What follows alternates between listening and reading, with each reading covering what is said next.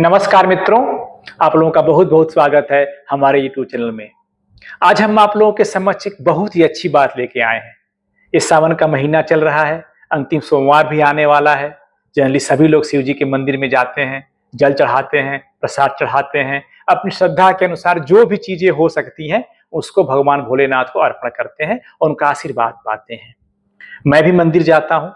मैं मंदिर गया था आज, और एक सज्जन हमसे पूछ बैठे, क्योंकि मैं जाता हूं मंदिर तो पारंपरिक परिधान में जाता हूं, धोती और गमछा पहन के जाता हूं।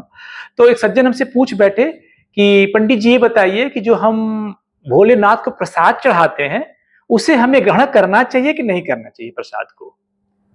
तो उन्होंने बहुत ही गुड़ बात पूछ दी हमसे।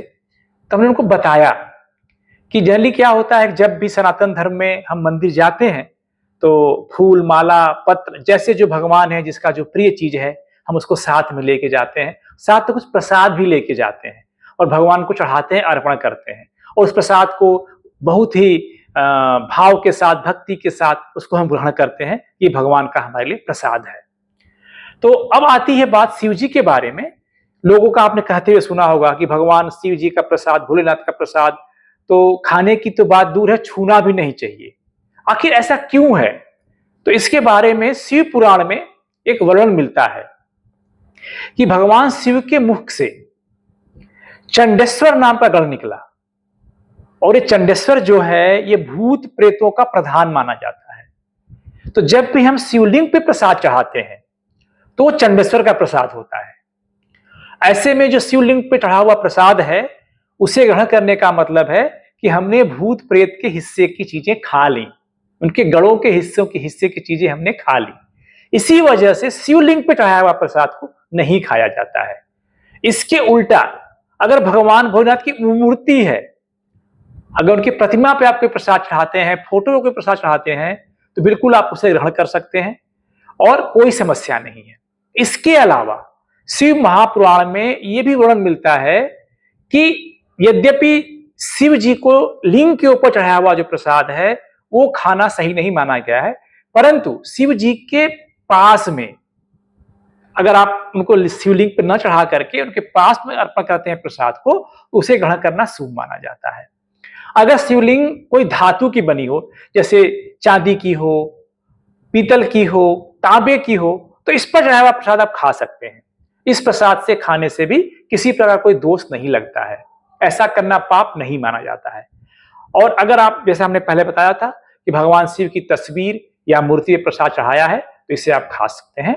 और जो लोग, ये भी बताया गया कि जो लोग ऐसे प्रसाद को सच्चे मन से ग्रहण करते हैं उनके सारे पाप चुटकियों में दूर हो जाते हैं, मिट जाते हैं।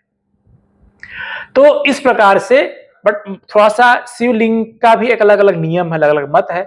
और मंदिरों में शिवलिंग के अलग अलग, हर मंदिरों के नियम होते हैं। अगर आपका शिवलिंग मिट्टी का, पत्थर का हो, चीनी मिट्टी का हो, तो इस पे भी चढ़ावा प्रसाद ग्रहण करना सही नहीं माना जाता है। इस तरह के जो शिवलिंग प्रसाद बढ़ाते हैं इसे ग्रहण न करके किसी पवित्र नदी में प्रवाहित कर दें या भूमि में गाड़ दें या पौधों में जैसे डाल दें ताकि ये खाद बन जाए। तो इस प्रकार से आप लोग जब मंदिर में जाएं तो इसका ध्यान रखें कि जिस प्रसाद को आपको अपने घर लेके आना है उस प्रसाद को शिवलिंग पे नहीं चढ़ाना है। वहां भगवान जो भोलेनाथ का अर्घा होता है वहां पर रख करके उनसे प्रार्थना करें, हे प्रभु हमारा द्वारा अर्पित किए गए नैवेद्य को स्वीकार करके हमें अनुग्रहित करें और इसमें अपना प्रसाद, अपना आशीर्वाद इसमें प्रदान करें, ताकि हम जब इसको ग्रहण करें तो आपका आशीर्वाद हमारे पास आ जाए। तो ये है भगवान भोलेनाथ के प्रसाद के बारे में अवधारणा जो शिव पुराण में वर्णित है। आप इसको जब भी मंदिर जाएं भगवान की, क्योंकि भगवान की पूजा जब हम करते हैं तो केवल भगवान भोलेनाथ की पूजा नहीं करते हैं, उनके साथ में हम गणेश की पूजा, उनके पुत्र कार्तिकेय की पूजा, शिव सुंदरी की पूजा, पार्वती जी की पूजा, भगवान खुद शिव की पूजा, नागदेव की पूजा, नंदी देव की पूजा, मतलब उनके 7 गण होते हैं, उनकी सबकी पूजा हम करते हैं वहां पे। और उसके साथ में जो शिव परिवार के जितने वाहन हैं वहां पे नाग विराजमान है, नंदी विराजमान है, मोर भी विराजमान है, चूहा भी विराजमान है, सिंह भी विराजमान है, इन सब की पूजा करते हैं। तो ये एक मंदिर में जब हम भगवान भोलेनाथ के मंदिर में जाते हैं ना, तो एक पारिवारिक समन्वय मिलता है हमको कि शक्ति का संतुलन कैसे करना है। देखिए चूहे का के लिए खतरा कौन है? सांप है। सांप के लिए खतरा कौन है? मोर है। ठीक। बैल के लिए खतरा कौन है? शेर है, सिंह है। तो इस प्रकार से फिर भी वो लोग सब लोग वहां मिलजुल के रहते हैं और एक संतुलन बना के रखते हैं। तो इस प्रकार से अगर ये संदेश मिलता है कि अगर हम भगवान भोलेनाथ जब अपने परिवार को इतना रखते हैं संतुलित, तो हम भी जब उनके मंदिर में जाते हैं, उनको मानते हैं, तो अपने परिवार में जितने भी तरह के लोग हैं सबको मिला जुला के चलना है और एक संतुलन स्थापित करना है। तो भगवान अभी अभी अगला जो सोमवार आएगा, शायद ये अंतिम सोमवार सावन का माना जाएगा।